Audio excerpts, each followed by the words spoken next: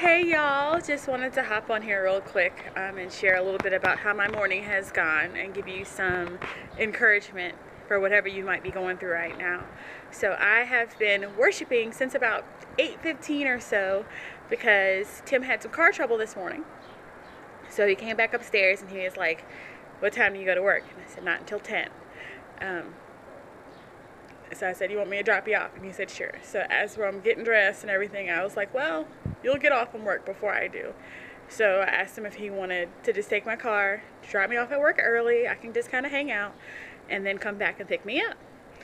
So he said, fine.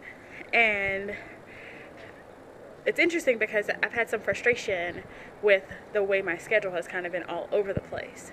But this is a perfect example of how sometimes we don't realize how God's moving things around on our behalf so that he can use us, or so that certain things will fall into place the way that they need to.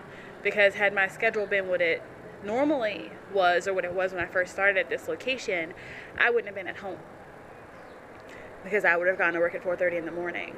And so he wouldn't have been able to utilize my vehicle or even have me drop him off at work because I wouldn't have been available to him. So it's just a sweet reminder that we need to try to see God's movement in our lives, and for us to remember that sometimes when things don't go the way we want them to in a moment, it's because we're being set up for something later on.